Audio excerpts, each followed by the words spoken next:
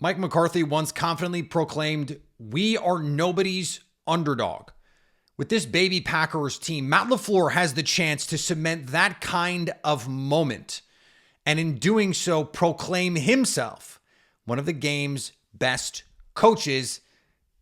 Of course, if winning all those games hasn't done that already. Let's get into it on today's show. You are Locked On Packers, your daily Green Bay Packers podcast. Part of the Locked On Podcast Network, your team every day.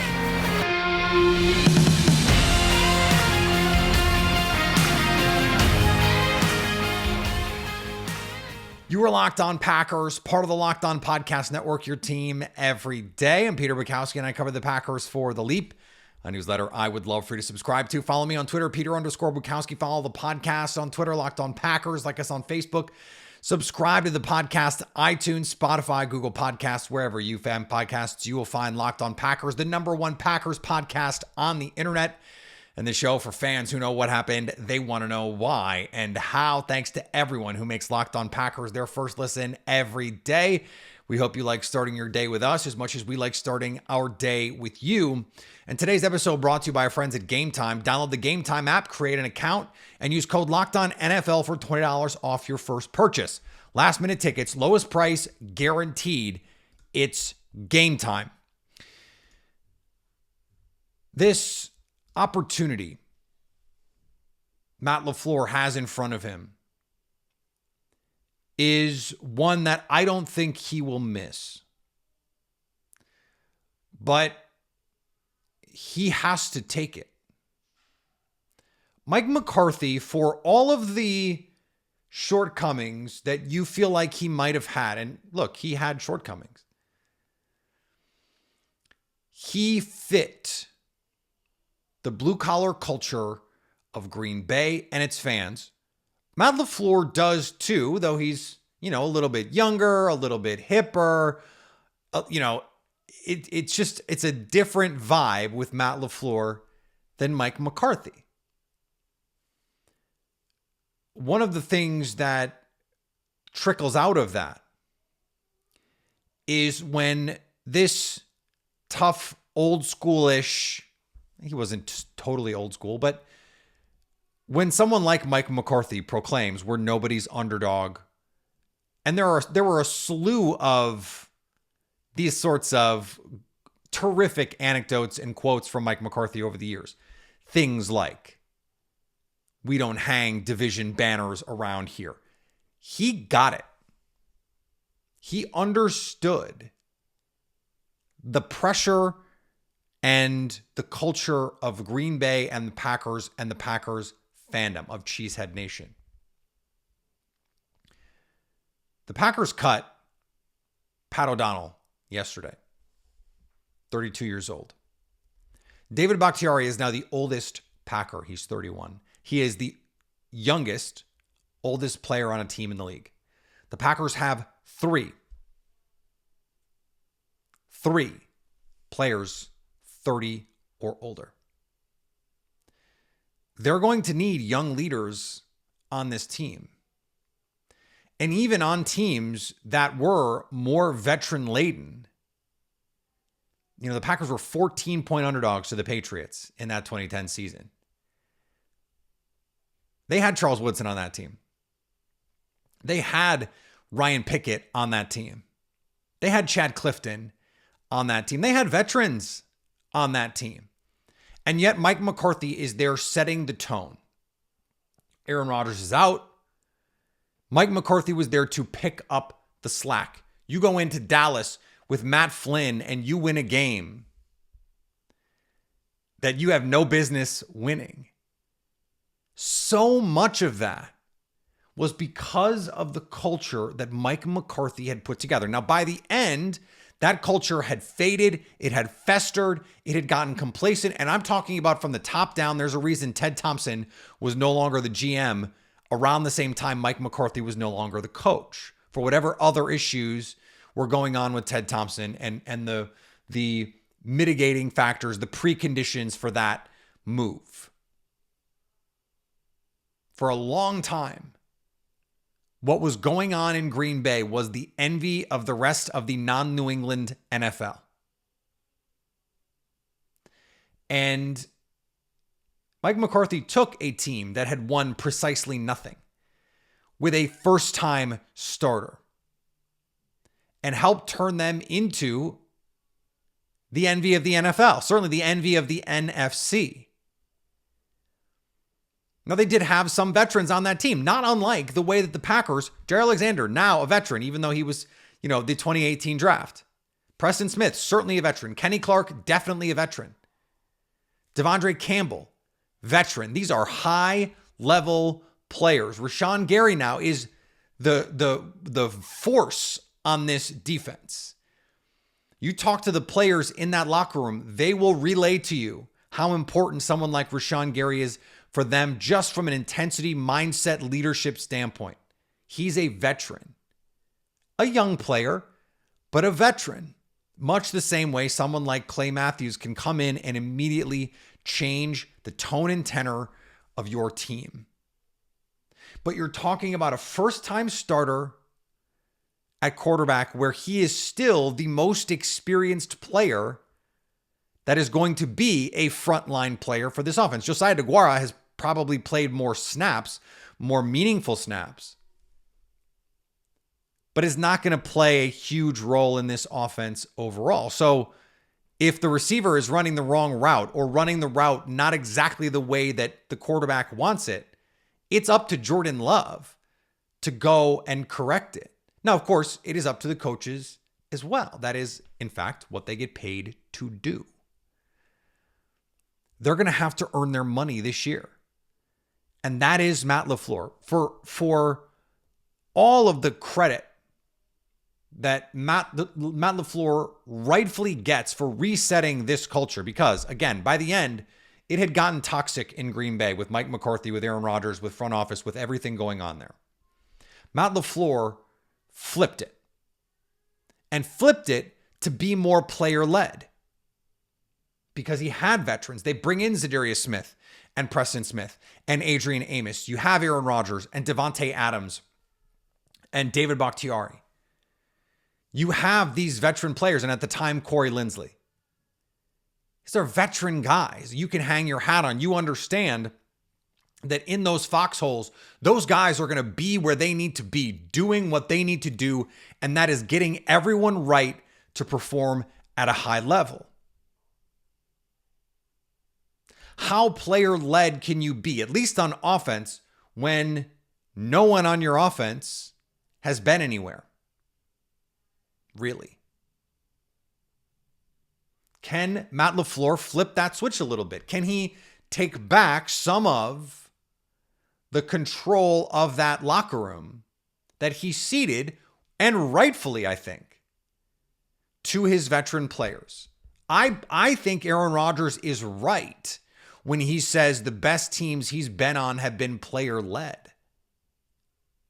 You have to lean on your players. This isn't high school. This isn't even what college used to be, where you can just have one guy at the top of your program and he is the deity that controls it all. Even in college, that model is starting to change. It hasn't worked in the NFL for a long time. The old Bill Parcells, my way or the highway stuff just doesn't fly anymore. These guys are too aware of the power that they wield. And I don't mean too aware as in they are relative to where they should be too aware. They have become so abundantly aware, let's phrase it that way, of the power that they wield contractually from a PR standpoint. I mean, Aaron Rodgers is a case in point of this. You tell Aaron Rodgers my way or the highway? He's going to crush you on Pat McAfee. And people are going to side with Aaron Rodgers. That's just how this is going to work. The star player tends to get the benefit of the doubt in these moments. You have to learn how to control all of that. And so the responsibility for Matt LaFleur now is to say, okay, how do I need to alter what I'm doing? And I I heaped praise on LaFleur for the adjustments that he's made, for the stamp that he is putting on this team, because he seems to be adjusting his coaching style to his players. That is essential in the outcome of this Packers team, to find that balance.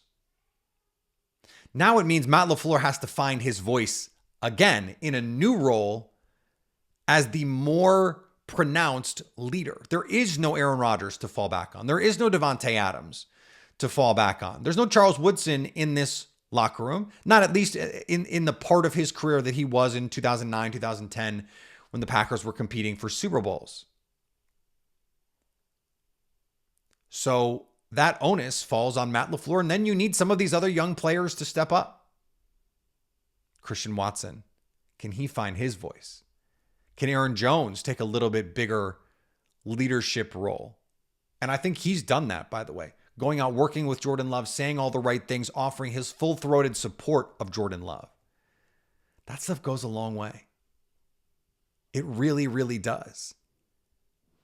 And for the Packers, they need Matt LaFleur to find his voice, and they need some of these young players to find their voices as well. All right, coming up, we're going to talk about why the Packers, let's call it a competitive rebuild. Let's borrow what Minnesota is trying to do.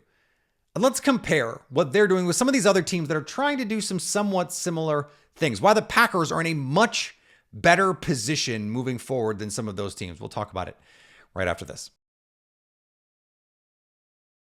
The most annoying part about going to a concert or a comedy show or a game is almost always trying to buy the tickets.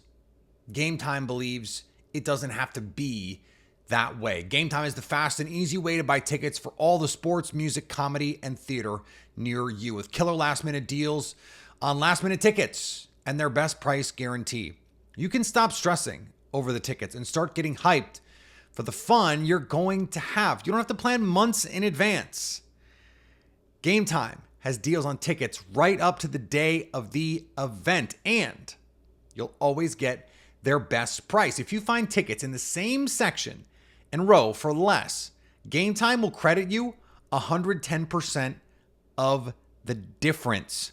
You can get images of your seats before you buy, so you know exactly what you're getting before you arrive. No thinking you've got great seats and showing up and all of a sudden you could only see half of the stage. No. Download the Game Time app, create an account, and use the code LOCKEDONNFL for $20 off your first purchase. Terms and conditions apply. Again, create an account and redeem code LOCKEDONNFL for $20 off. Game Time. Last minute tickets, the lowest price guaranteed. And thanks for making Locked On Packers your first listen every day, everydayers. Final cuts are happening today. We will have the reaction to all of it coming up on tomorrow's show. I was listening to a conversation with a Vikings beat writer yesterday, and it got me thinking. There's been this idea, and it's become almost a bit at this point, about this competitive rebuild that Minnesota is putting together. They want to win now, but they want to shed the big salaries and put themselves in a position moving forward. The Bears are actually rebuilding, but they've invested heavily in the success of Justin Fields, who, man, if you watch him play in the preseason, he looks like he has taken a step back as a passer rather than a step forward. We'll see come week one, of course, but it just doesn't look very good. And then the Lions, they seem to think they're a step further in their rebuild than they actually are. When I look at the Packers, and we talked in the last segment about the youth on this team, but defensively, they have an impressive amount of talent. And on offense, they have put together this incredible offensive line with the best depth in the league. They might have the best line in the league, although I think they're a top 3, maybe top 5 at worst offensive line. But I think it's Philly. I think it's Green Bay. And I don't know if there's an argument, a good one for a lot of other teams. They have this great run game. Now, how much longer Aaron Jones and A.J. Dillon are going to be there, but I'm kind of not worried about that stuff, especially when you have a good offensive line. You've invested heavily in these playmakers. And then you have Jordan Love with 2 years of runway. Now, all of this is predicated on the idea that it has to work with the guys that you've invested with, the talent that you've invested in, right? But just look at where the talent is being invested. Offensive skill talent for the Packers. Defensive premium positions, corner, pass rusher. And while they haven't had to invest premium positions at the offensive line, they have an elite offensive line. Look at Chicago. Let's say it doesn't work this year. And we don't expect it to work this year. We don't expect them to be a playoff team this year. FanDuel odds, the betting public, no one expects this to be a playoff team this year except for the delusional Bears fans out there. Hi, those of you who are listening. If it doesn't work, where do you go? Now, yes, you have 2 first-round picks. If it doesn't work, you probably have a top 10 pick. The Panthers could be a complete disaster. That could be a top 5 pick. They frankly could have 2 top 5 picks. Like the Panthers and the Bears could be 2 of the 5 worst teams in the league. But if you don't have a top 2 pick, no one's taking your picks for Caleb Williams. Like the Cardinals are in the front row driving with the windows down, like it's just like they are going to be the worst team in the league, barring craziness. So you're not getting Caleb Williams. They're not trading you picks for Caleb Williams. Maybe Drake May at 2 you could move up and grab.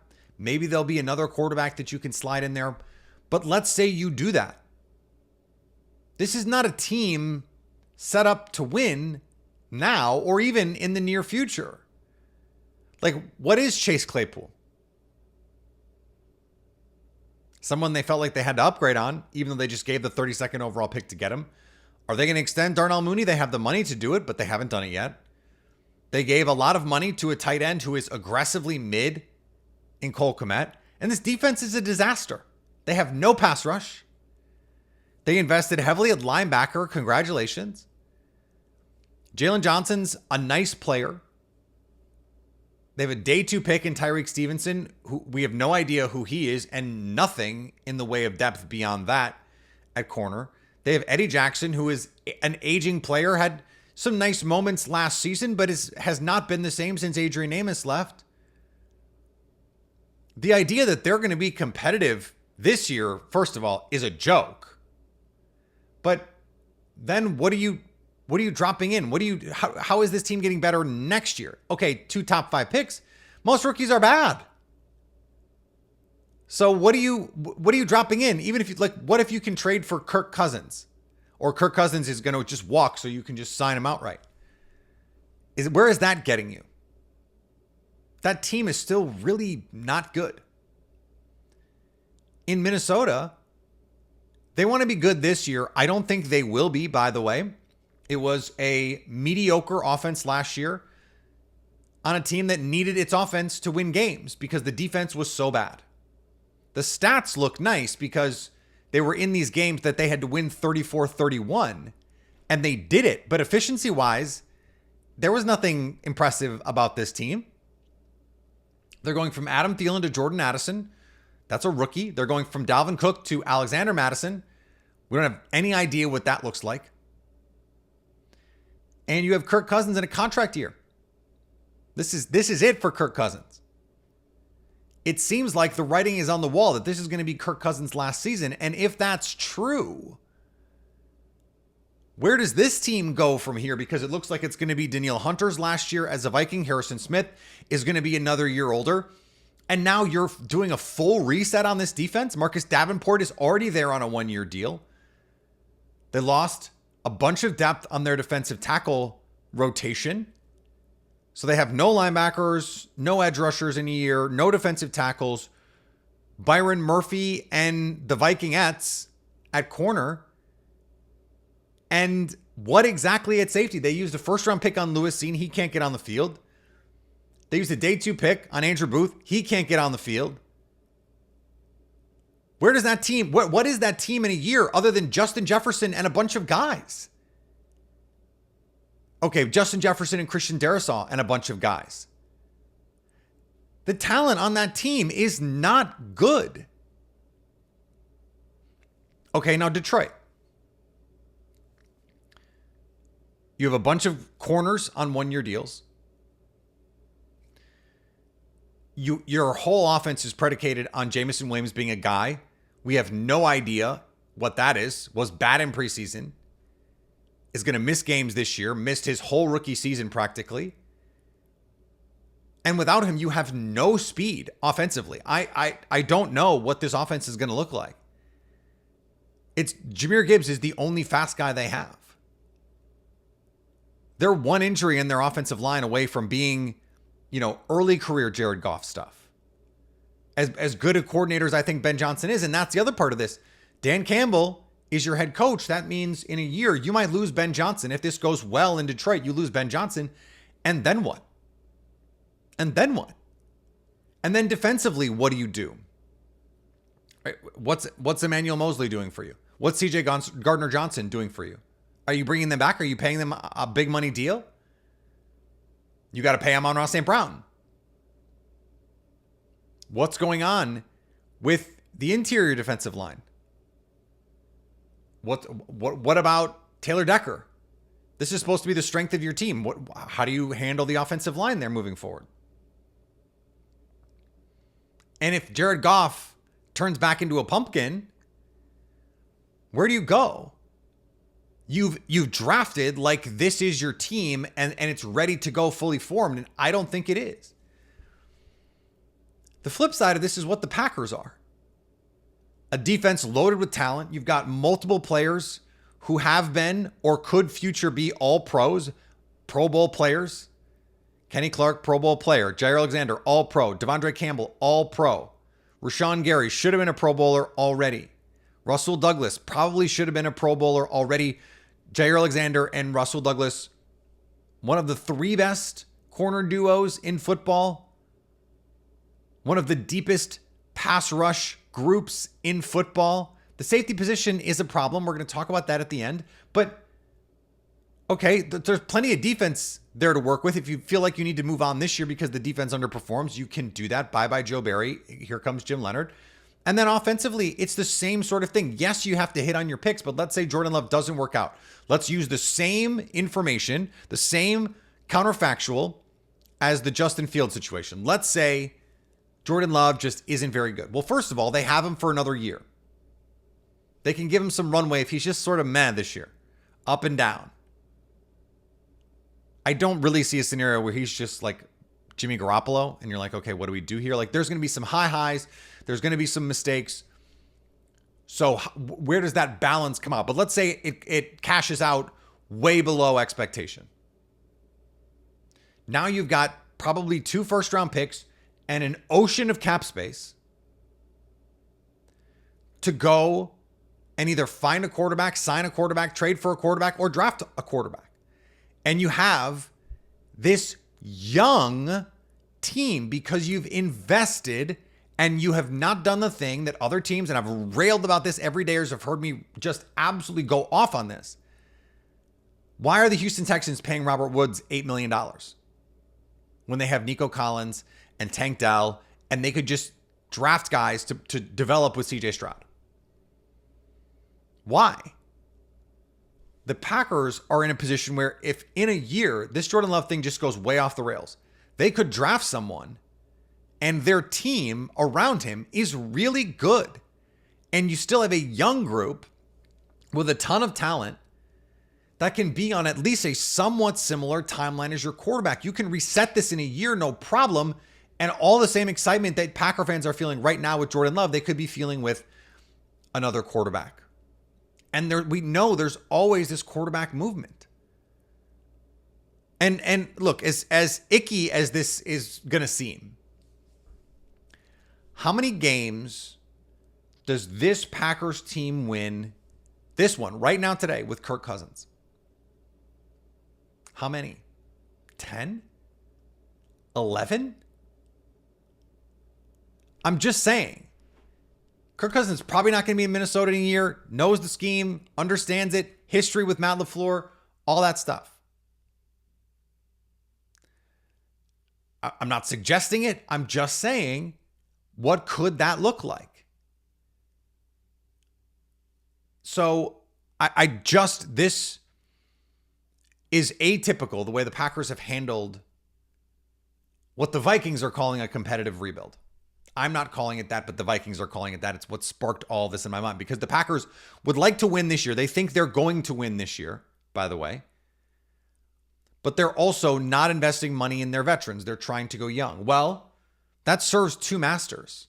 You're loading up your talent. You're allowing them to develop organically. And then if some of them don't work out, and namely the quarterback, if that part doesn't work out, you still have this incredibly talented young team where you have a trajectory that fits whatever quarterback comes next, whether it's a veteran who you could try and win now with. Maybe it's Dak Prescott. Maybe Trey Lance is the second coming in Dallas. Dak Prescott comes to Green Bay. The Packers are a 10 or 11 win team with Dak Prescott right now, today. They're a 10 or 11 win team with Kirk Cousins right now, today.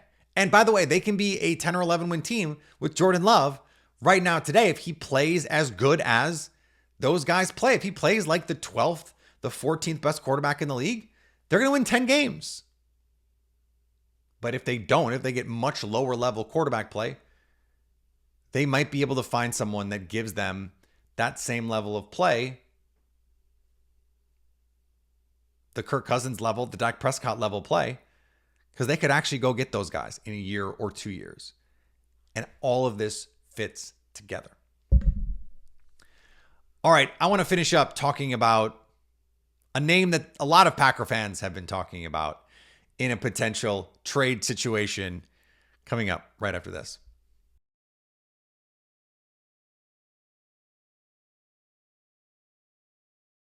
Thanks to everyone who makes Locked On Packers their first listen every day. Everydayers, would love for you to check out what we're doing over at theleap.football. Would love for you to subscribe to our subtext, exclusive content from me to you on your phone. We text, we talk, we chat. It's a great time. The Locked On Packers program is what we're doing there. You can go find us on subtext. Subscribe. I actually walked someone through it on Instagram. They DM'd me the other day, and we went through it. They signed up. Great. We've been texting. Awesome opportunity to do that. And go check out Locked On Sports today. All the biggest stories in sports in under 20 minutes. The Arizona Cardinals, in a move that must have made Sam Hinkie a little jealous, they cut their projected day one starter on Monday, Colt McCoy. Now, I actually think it makes a lot of sense if you have a young player on your roster, a quarterback, and I was talking to Alex Clancy about this for Locked On Sports today, that if you have a young quarterback in a situation like that, it doesn't make any sense. Colt McCoy is not part of your future. So if Clayton Tune looks like something, why not give him a chance to go play? Because if he stinks, who cares? And if he doesn't, hey, maybe you have a nice backup who you've given all these opportunities to go play to. And if he's good, maybe he's good. Who knows? Like, he's a 5th round pick. Dak Prescott, who we just talked about, all of a sudden comes in, day 3 pick, and gives you that level of play. If the Cardinals got Dak Prescott level of play from Clayton Tune, that's found money. They get picks for Kyler Murray. They have a 3 or 4 win season. They get another top 5 pick, and they're off to the races, baby. Okay, that's the aside.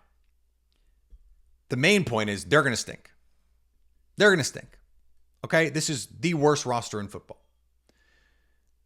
Speaking of that timeline, though, Budda Baker is 27. And the Packers are going to have a ton of cap space next offseason. If this goes well, they could be a competitor next year, an NFC contender. And you could get Budda Baker now. Now, I'm not saying literally now. My thought is, in the first 10 weeks of the season, the Packers played 2 playoff teams from last year. Neither of them won their playoff games. It's the Vikings in week 8, and it's the Chargers in week 11. And then they have to play the Chiefs, they have to play the Giants, they have to play the Vikings again. That's it.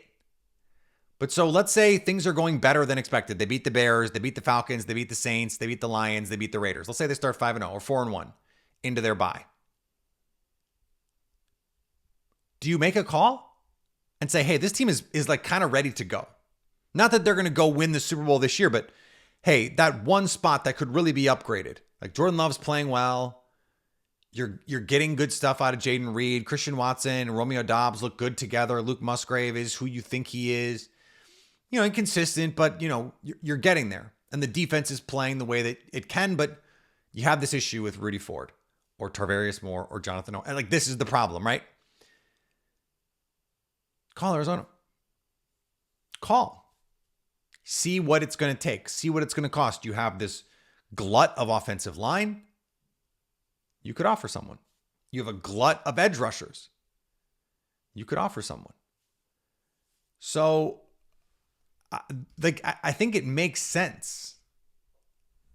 I think it makes sense for the Packers on their timeline. He's 27. Not 30, not 31. He's still a young, really, really, really good player, and the Cardinals are not trying to win. So I think you let the season play out a little bbit. You start well, 3-0, 3-1, 5-2, whatever. Even like 4-3, 4-2. The deadline would be right in that range. Okay, right like in that bye week range.